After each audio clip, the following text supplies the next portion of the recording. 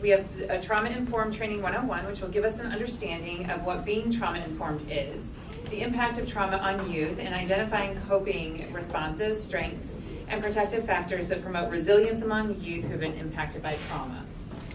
Our training today is facilitated by Jacob Dancer, so welcome. Mr. Dancer has been working for UCAN since 1994 and currently manages their 360 community program of the Violence Intervention and Preventative Services Department. In this role, Mr. Dancer develops and coordinates a range of mentoring, youth leadership, mental health, and family-related services through engagement and collaboration with North Lawndale community organizations and various departments of UCAN. Mr. Dancer, thank you for being here. Thank you. Hello, everyone. Hello. Hello. I'm not really a mic guy, but I'll do the mic thing just because. I think I have about 30 people in the room, maybe a little bit more than that. So what I'm going to do is go through, this presentation has generally been an 8-hour training. That I'm going to do in 45 minutes or less, actually like 40 minutes. So the objectives for this training is to help you guys become trauma-informed by recognizing the symptoms of trauma, by understanding the impact of trauma on youth, knowing the universal precautions to trauma, and universal precautions is something that is what's most important about this training. Everybody wants to hear about trauma, but people want to know, what do I do when I experience someone who has trauma, or is demonstrating symptoms of trauma, and how your role can make an impact. The 4 R's of being trauma-informed means to realize that the impact of trauma is widespread and its potential path for healing for everyone.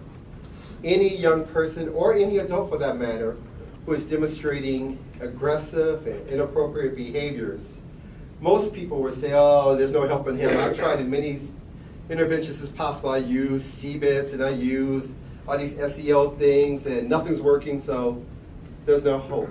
And I'm here to tell you that every person who's experienced trauma has a potential path for healing. That the recognition of trauma is not just in the ones who we're serving, but in all individuals. So all of you in this room, if you ever worked with anyone who's told you a trauma story, or you've been in a community that's trauma exposed with community violence and things of that nature, you are impacted by trauma. So we're not just talking about the clients and the students, but the service providers, the systems involved, so schools, hospitals, police stations, police, all are impacted by trauma. If we recognize and realize these two things, then we can come up with a response where we change our policies and our procedures and practices, where job descriptions talk about having a trauma-informed lens in it, where mentors and volunteers actually agree to become trauma-informed before even interacting with a young person. Because more than likely, if you interact with a young person from North Lawndale, Garfield, West Inglewood, Roseland, Chatham, South Shore, chances are they've been trauma exposed. And if we do all those things, then we can resist re-traumatization. And re-traumatization is the one thing that a lot of people are worried about, because you're like, I don't want to talk to this young person who has this trauma because I don't know what to do. I don't know what to say. If I say or do the wrong thing, I'm going to re-traumatize them. And I'm here to tell you that that's actually not doing anything that's re-traumatizing them. Because they did share something with you, and you're shrugging your shoulders and, I don't know what to do, I'm going to refer you to a counselor. They don't want to talk to the counselor. They want to talk to you. So just being able to know how to engage them is important in this training. But before we get into all that, let's talk about the 3 E's. So the experience of an event that is traumatizing for a young person is emotionally painful and distressful. That's what childhood trauma is. We have an event that's one-time or chronic. We have an experience that's potentially frightening or threatening. And we have the effects of trauma, which is long-term and long-lasting. For one of you in this room, if you've ever been in a car accident, you probably have avoided being in the conditions that created the car accident, or being in a specific car that created the car accident. And that might have happened 10 years ago or 15 years ago. That's long-term and life-altering. Some of you may have avoided certain restaurants. And I'm speaking on superficial terms so that you can just get what I'm talking about. You go to a restaurant that you got food poisoning from. And then your girlfriends are like, come on, we're going to go to Cozy. And you're like, nope, I ain't going to Cozy. Well, which Cozy did you get the food poisoning from? The one on Jackson. Well, we're going to the one on Wabash. Nope, I'm not going to any Cozy. Because of your food poisoning experience. But let's just compound that with our young people who are experiencing gun violence on the way walking to school. And they make the decision not to even come to school the next day because they're experiencing shots raining past them on the way to school. But because they miss school, what's our response? Oh, you don't want to go to school. You don't want to be educated. You don't care about your education. When the truth is, they're avoiding Cozy. They're avoiding the thing that creates trauma for them. There's a myriad of other things that you see on this screen behind me. Sexual abuse, physical abuse. So when I say physical abuse, I'm talking about excessive corporal abuse, punching, being hit, being slapped, being cigarette burnt, being hit with extension cords. Some of these things may have been some of our experiences growing up. I'm just saying. That still results in having a trauma reaction. Natural disasters. So we've had some serious fires in California, yes? Everybody remember this? Imagine what that feels like for those people. You're home, and there's a fire only 20 miles away with high winds blowing it in your direction, that you have to evacuate everything. And the mortgage is like $5,000 a month. You still have to pay that mortgage when your house burns down, if it does. Imagine what that feels like for those people. And we could also talk about what happened in Vegas a month ago. We all remember Vegas, right? And the country music festival and the gunshots raining from the guy in the tower. There are many people who've told me, I'm not going to Vegas anymore. Like they canceled their flights to Vegas because of that incident. And that's superficial. What about the ones who were actually there? What's their trauma reactions? How do they even navigate being in spaces where there's tall buildings around them? Imagine if that person works downtown here in Chicago.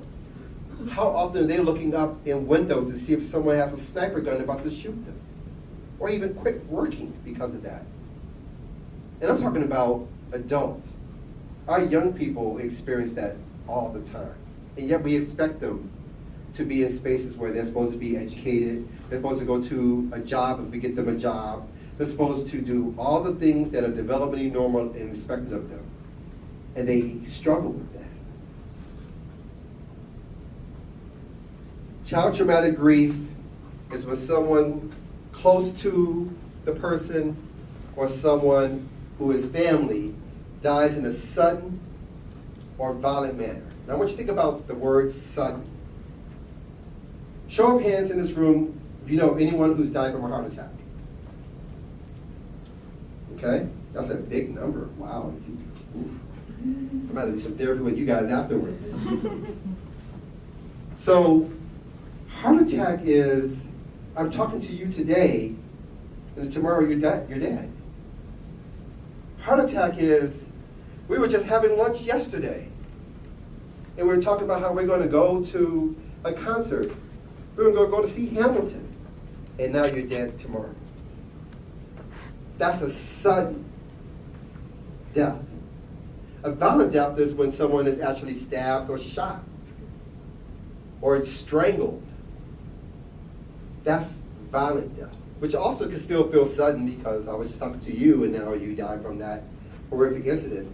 But with like a heart attack or a stroke or asthmatic death, those feel like maybe we could have done something. Maybe if she stopped eating all that bacon every day, she wouldn't have got high blood pressure that led to her having a heart attack. Or maybe if she put all that salt on her food, or maybe she just changed her dietary habits, or maybe he exercised. But when it comes to violence, it's really difficult to figure out how to stop that.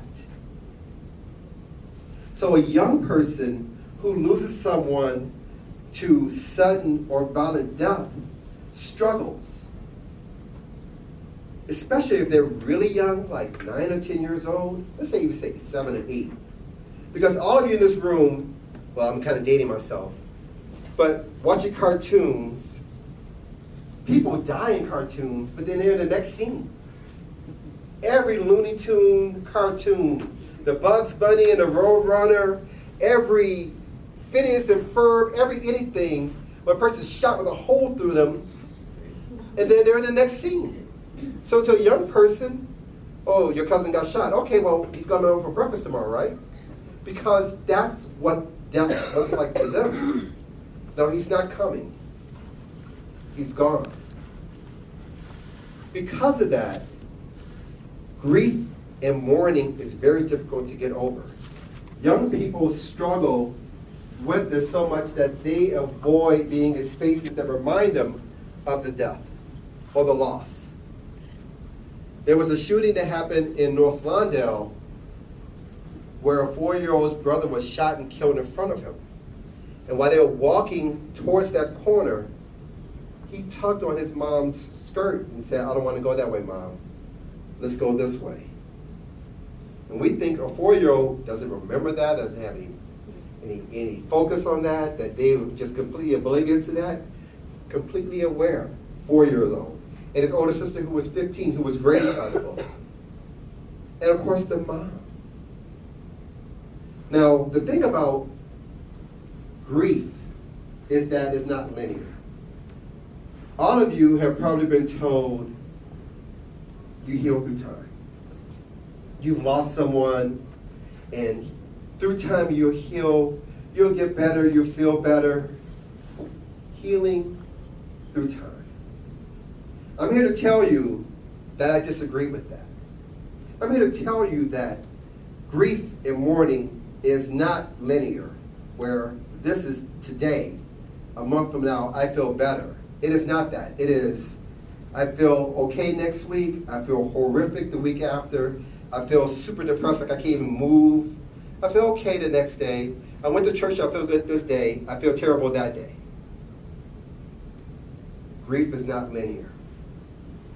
And all of us are guilty of it because we all have our Instagrams and our Facebooks and our Twitter accounts where someone posts, my grandmother just passed away. My cousin just passed away. And we're going, oh, sorry for your loss. My condolences. We all do it. And then a week later, we're liking something on their page. We're not even asking them how they're doing with the loss. We're completely oblivious of it. I've started using a practice, and I'm trying to encourage you to do the same thing.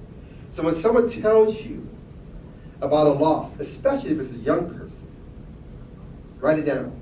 Put it in your calendar, put it somewhere so when the anniversary comes up, even if it's approaching, you're able to say to that young person, hey, I recognize this is a tough time for you. How you been doing? You okay? And they be like, what you talking about? Doesn't matter. The fact that you acknowledge the loss is so important. I did it just a couple of months ago. I sent out a text to a close friend of mine who lost her father in February. And when I was doing this, my son sitting next to me says, Dad, what you doing? So I'm sending out a text, you know, she lost her dad, and I'm just want to let her know I'm thinking about her, and I'm hoping that she's doing all right. He said, when did that happen? I said, it happened last year. He's like, she should be over that. I said, how are you not the son of my social worker? You're my son. You're my son, and I'm a social worker. You're saying that she should be over that. And probably many of you have said, you should be over that. You need to get over that. You need to move on. It doesn't work that way. So we do a better job at acknowledging loss, we create healing. So that's just one step of it. There are so many things that create trauma besides sexual abuse, physical abuse, community violence, domestic violence, poverty, frequent moves, school problems, traumatic grief and loss and discrimination. Frequent moves. How many of you in this room has ever moved? Okay, hands down. How many of you have moved from one city to the next city? Okay? So I want you to think about that for a second. When you left your city, one, were you in charge of the move? Two, when you decided to move, did you move into a space where you have friends? Three, when you moved, were you familiar with the community that you were moving into? Because our young people, then I ask, hey, how do you feel about if we move to North Lawndale? Well, Mom, I'm used to Garfield, so I don't want to move across the expressway. I ain't asking you. I'm telling you we're moving. Well, what about my friends? What about my school? What about the park I play at? None of that is accounted for. You just got to move. And that loss is also tremendously difficult. So for all of you who raised your hand, when you moved, did you feel like you lost something and that you had to spend energy recreating that safety of comfort, of awareness? Our young people change schools like that. And there is this time period where they have to get used to being in a new school. And during that time period, they feel completely unsafe. Imagine what it feels like to be in a space where there's 29 other students around you, you feel scared to death. And your back is to the door, and you're part of a gang or you're gang affiliated, which means you don't even know who's coming through that door who will possibly retaliate against you. How is he going to pay attention to calculus, math, science, social studies, English? How's he going to pay attention to tutoring or mentoring from any of you in this room when that's the space he or she is in? That's a very difficult thing for our young people. So I talked about the event. This is the experiences. An experience can be threatening. It's subjective. It means that everybody in this room, when you experience some form of trauma, you experience it differently. Just like you're experiencing me talking right now, you're all experiencing it differently. Sure, you hear my voice. You see me, my bright blue shirt. Turquoise, right? This is what this is? Thank you for that. But you all experience me differently because of your upbringing, because of your background. You are making connections about the things I'm talking about that are individually attributed to your background and your experience. Therefore, if something traumatic happens, such as that blackout right here, you will all still experience it differently. Yet, how often do we as adults tell young people, hey, I came from that community, I made it, so can you? Hey, I didn't have hardly any money, and just like you, I can make it, so can you? Or I went to that elementary school, and I was successful, so can you? Well, when you went to elementary school, that was in the 80s, and this is the 2010s, and life is different. Even in the 80s, Facebook wasn't around, Instagram, I don't even think we had text messaging then. But maybe some of us did. I didn't have it though. But that's my point. So we have to release ourselves of saying, well, that was my experience, so can you make success out of the same type of background? It's not the same because we all have different experiences. We all have different brains, and therefore we all have different ways of perceiving what's happening around us. So trauma can lead to post-traumatic stress reactions. Hypervigilance means that I'm constantly scanning the room. To this day, I still scan rooms. I always scan rooms to see how many guys are in the room, because there's hardly any guys who are doing this kind of work. So like 8 of you, I think I counted that real quick. 9. I also, as a person who've experienced all kinds of trauma around me, constantly hypervigilant of who's in the room who may feel threatening. Now I'm 51 years old, and yet I still have those kind of things. Our young people who are ages 6 to 20, 24 are constantly scanning rooms in hypervigilance. And they may, because of their trauma, avoid being in certain spaces. And because of that, they may feel hyper aroused and feel like they have to always be ready to move quickly and fight. But the other thing I want to talk about when it comes down to post-traumatic stress reactions is guilt and shame. Guilt is, I am a bad person. No, guilt is I did something wrong, I did something bad, and shame is I'm a bad person. Shame is one of the, I don't know if it's the most used, but it's often used by people in authority with children to impact change. If I create a shameful experience, I'll get you to change. But what shame does is it makes us feel small. It makes us feel resentful. It makes us afraid to take chances. It makes us afraid to go to a new school. It makes us afraid to try on the basketball team or the volleyball team. It makes us afraid to try a new subject because we're afraid of shame. But shame is an often used tactic to impact change. The effects of trauma, I've talked about the event, I talked about the experience, I want to talk about the effects. When I talked about subjective as far as each person's individual experience, that means what's traumatic for one person may not be traumatic for the other. How many of this room have ever worked with siblings? Like twins or brother, sister, or whatever, okay? So please don't feel like I'm picking on you when I say this, but you probably have said to one of the siblings, why can't you be like your brother? Why can't you be like your sister? Because the one who is doing what you want them to do lives in the same house, so you can't say, oh, it's the family, it's the mom, it's the upbringing, it's the violence in the home, because she's doing fantastic. Why can't you? And I'm here to tell you that, again, it's subjective. The experience is subjective. It means the effects will also be subjective. What's traumatic for one person may not be traumatic for the other. And also to take into account all the several factors that play a part of that traumatic experience, such as the time of day, who created the traumatic experience. Was it cousin? Was it mom? Was it dad? Was it brother? Was it teacher? Was it police officer? Where was it? Was it in North London? Was it downtown? Was it in Millennium Park? Did something just happen around Roosevelt University just a couple of days ago? Someone got mugged or jumped or something? Help me educate. Am I talking right? Right? So, Grant Park's supposed to be one of the safest parks in Chicago. And yet, that's happening. And of course, I have been very hypervigilant. I don't know about you, but I'm constantly making sure my door is locked when I'm at a stop sign now or a stoplight. Because I'm not losing my 2015 Camry to nobody.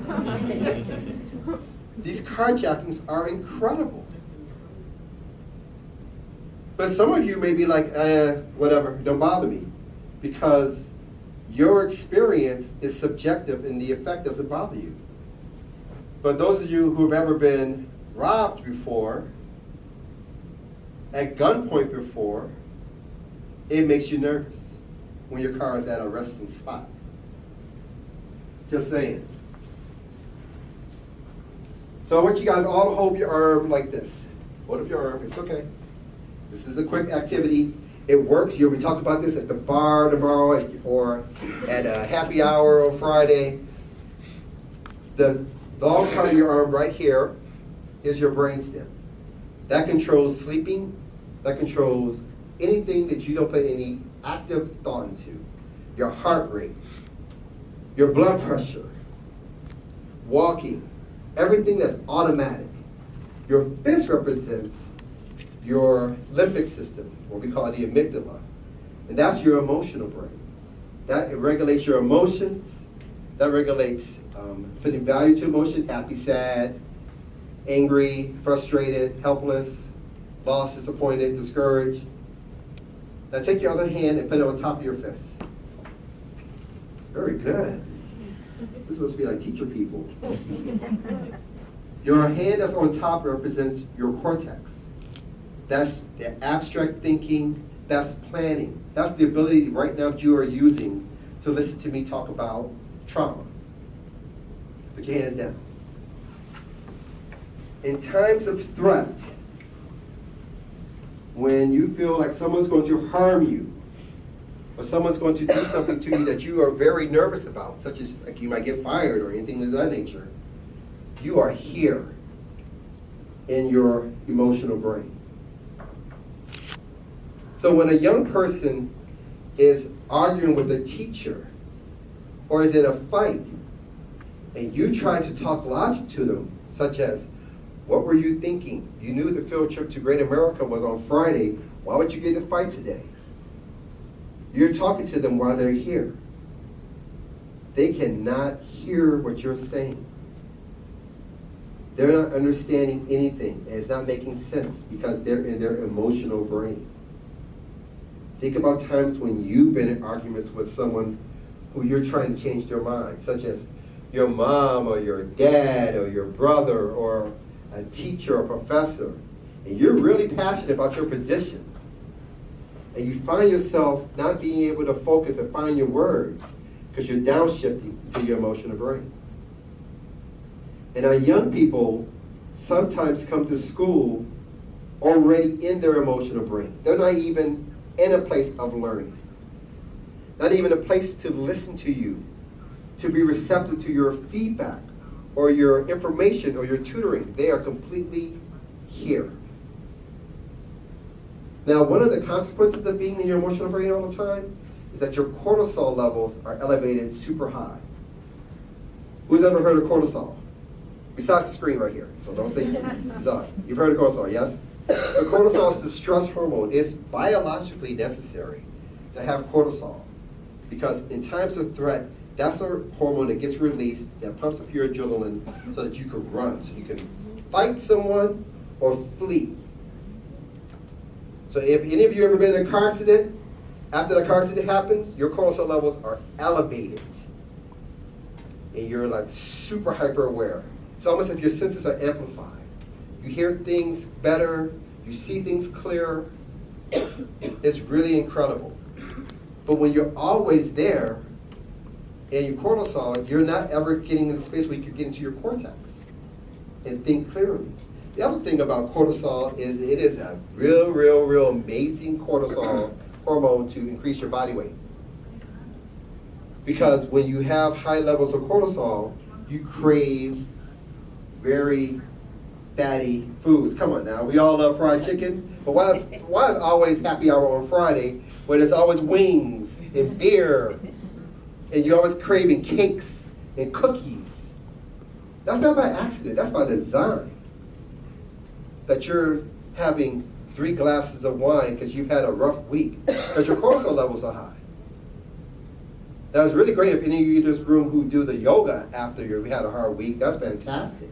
And you're drinking like water or whatever, that's fantastic. But most of us are usually going to the fried foods and the deep dish pizza. And our young people who are experiencing all the trauma, they're eating Flamin' Hot chips and they're drinking juice and pop. They don't want a healthy meal. They don't want kale. That's not what they want. They want French fries. They want Popeyes. Because they're experiencing all this stress. That's their everyday. I could go on and on about this slide, but I'm going to move on because I know we have a lot of time. So with all these things I'm talking about, trauma impacts performance in school, trauma impacts being able to be cognitively present in the classroom, and trauma leads to young people dropping out of school. If you enter a space where you don't feel like you know anything, chances are you don't want to go there. If any of you in this room spoke German and only German, and I'm presenting to you, you're completely lost. You have no idea what I'm saying. It all sounds like Charlie Brown's parents. One. It makes no sense. You don't want to be in that space. You don't go. Our young people who are going to school, who are passing 8th grade into high school without the ability to read, go into spaces where everything that you asked to do in school requires instructions. So you have to read the instructions. But if you can't read, why would you want to be in that space? And what happens when you can't be threatened? What's happening to your hormones? Your cortisol levels are rising. And you're feeling very, very agitated and aggressive, which probably leads to you getting into a fight in school and to being suspended and then expelled. Children who are school age have a history of trauma, experience unwanted and intrusive thoughts. A teacher once said to one of my staff persons, I completely understand why class in school is hard for those who experience trauma. My therapist said, why would you say that? Because in school, that is the one time when you're expected to be quiet. And when you're quiet, that is the time when you're most vulnerable for intrusive and unwanted thoughts to creep into your head. So you do things to distract yourself. You pick up a pen, you throw it across the room. You get up, you walk around. The teacher says, why are you out your seat? You don't say anything because you're trying to get yourself kicked out. So that you cannot be in a place of silence where you have these intrusive thoughts bothering you and hurting you with all the memories.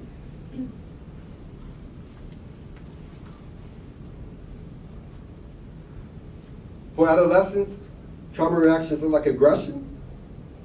Of course, they look like people using drugs and alcohol to numb their experience of trauma. I once had a young person say to me, I'm not addicted to marijuana. I just use it when I feel like it. And I said, why do you feel like it? He said, well, what do you mean? I said, well, why are you using it when you feel like it? Tell me what that means. I said, man, I got so much going on in my life, man, I just smoke so I can just like avoid it. Exactly. So how do you stop people from using? You gotta get at the reason why they're using. Of course, they need to have substance abuse treatment. That's definitely necessary. But you have to come up with coping strategies to deal with the community they're in. And we have to be the ones who are not exacerbating trauma by responding to them in a way where we say, you ain't never gonna get any better, you don't care about education, I get why you don't wanna come to school, you should stop using drugs, just stop. Just stop like I did. I was your age. Come on now. It's never that simple. It's never that simple. So how do we talk to our young people who experience trauma? This is probably your favorite slide. Don't act like you know everything. And don't try to say the right thing. It's important to be present, but if they don't want to talk about their trauma, you know, if they experience trauma, don't force them to talk about it. For example, any of you may know a young person who's coming into the room and you got a notification from someone of authority saying this person just experienced a shooting in front of their house. They may feel traumatized. And so you're like, hey Johnny, how's it going? He's like, I'm all right. I heard there was a shooting from your house. You want to talk about it? No. Well, I think if you talk about it, you'll feel better. No, I don't want to talk about it. But I really believe that if you could just talk to me, I can help you. How many times is he telling you he doesn't want to talk about it? Yet you feel, because you're an adult, and that you have some knowledge, because you went to Jacob Dancer training today, that you can talk to him about his trauma. No. When they say they don't want to talk about it, they don't want to talk about it. Now the other thing about it is sometimes our young people experience trauma and we say to them, oh, you know, you're okay. Person got shot in front of another person and they were in front of a park and it went like this. They're just talking. Guy walks up to them and says, hey, what you ride? What gang are you on? And the guy said, hey, I ain't no gang.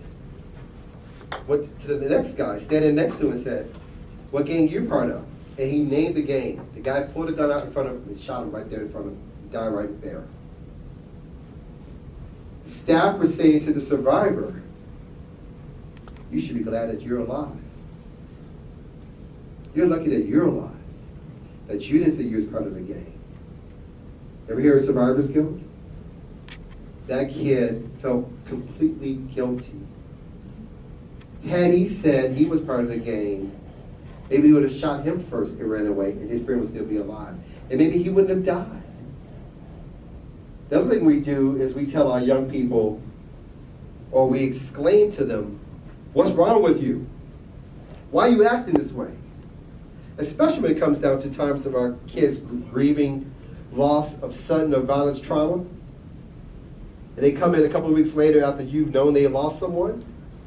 What's wrong with you? Why are you acting like that? Instead of, what happened to you?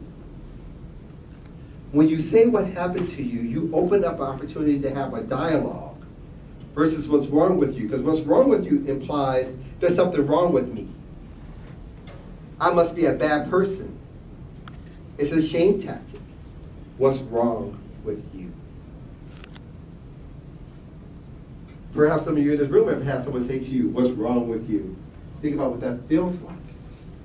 So I only have a couple more minutes while I get through a couple of more slides.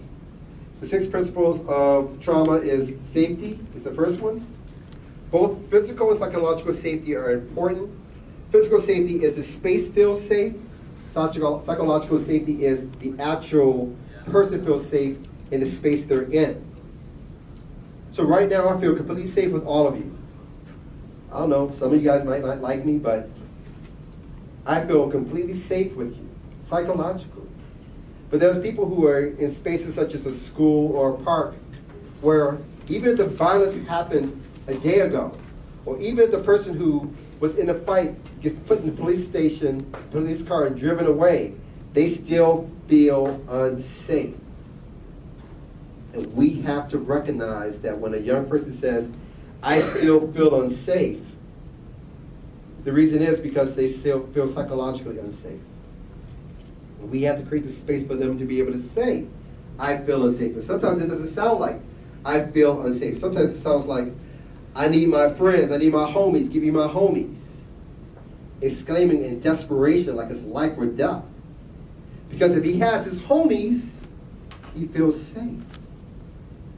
And you're like, you don't need your friends, you can just talk to me. I'm sorry, but you don't look like you could keep me safe on any block. So I need my homies. Psychological safety. Oops, too far. Collaboration, mutuality. Adults always feel like they have what's needed to help anyone because we've lived longer. So we have all these opinions and experiences. We can just tell a young person, this is what you need. What you really need is to go to Harvard. What you really need is go to Roosevelt. What you really need is, what they really need is for you to hear what they tell you what they really need. Collaboration and mutuality is not just a catchphrase when it comes down to working with young people. Sure, all of us in this room would work collaboratively. We'll come together on a project and we'll listen to each other's opinions and say, oh, that's a really great opinion. I reckon I experienced the same kind of. When as a young person, we dismiss their opinions. What you know? You're only 13 years old. You ain't even left apple enough to know anything about anything. Let me tell you what you really need. That's not collaboration. Collaboration is tell me what you need. Our young people are always telling us what we need. We just need to listen. And listen attentively, not with yeah. I get where you're coming from. But let me tell you something. The moment you say, but let me tell you something, you've dismissed everything that they share with you. And they know that too. They go, okay, yeah, I see you. I get where you're coming from. And then something happens to them, and they're telling her. And you're like, well, why didn't you tell me? Because you don't listen to me. Yes, I do. No, you don't. You don't listen to me. Because every time I tell you about something, you keep cutting me off and keep telling me what I need. That's not collaboration. So we have to empower our young people, build up their resilience, and have them have input on what the goals they want. If they want to go to college, then support them. If they don't, then support them in that. If they want to work, then support them in that. If they want to be a social worker, support them in that. If they want to be a construction worker, then support them in that. But please do not impress upon them what you feel they need. Give them input, but work with them on coming up with their life goal, whatever it may be. And it's important to recognize culture in the people you're working with. Beyond skin color, we all quick on the black, white, Puerto Rican, Hispanic, Latino. We all quick on that. But what we're not quick on is SES. Working class, middle class, poverty. Are we quick on that to recognize that the culture that is influencing everything you're seeing is tied to something other than just race? It can even be neighborhood. There are many people who are in Chicago who live on the west side who would never go to the south side. And they ain't got nothing to do with geography as far as the distance, but everything to do with feeling safe in certain communities. There are certain people who live on the south side who would never go to the north side because they've been told people are crazy on the north side. Now, truth is, there's tons of mental health facilities on the north side. And truth is, there are some people who walk around who have mental illness walking around the north side. But that's not every person on the north side. But that whole slant and bias is perpetuated by people saying to them, they'll go on the north side. But that's a culture. So we have to recognize the culture and the biases that we're working with people. Especially our young people. What time is it? Did I finish the time? You finished on time. I think we have a few minutes for I finished at 1 questions. o'clock. That's Excellent. okay? So any questions? Any questions anybody may have? I can quickly answer them. Wow, no questions. That's impressive. Yes, ma'am. At what point do you, as a layperson working with children, do you know you need to ask for help or relay the information up the hill, so to speak? So she asked, at what point as a layperson do you need to ask for help or relay it up the hill to someone else to find some other resources? Is that your question? Yeah. Did I get it right? The very moment that someone's sharing something to you that is beyond your expertise is the very moment you need to connect them to resources. But I'll say again what I said before. It doesn't go like this.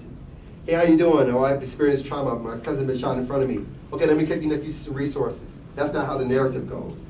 It's still being there and talking with them. If they're open to talk, and then informing them.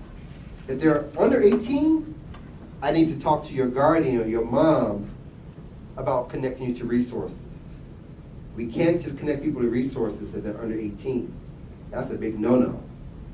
As a father, if my son came home and said, I meet with the social worker, I'm like, who gave consent for that? So that's how you do it. The very moment you feel it's out of your range.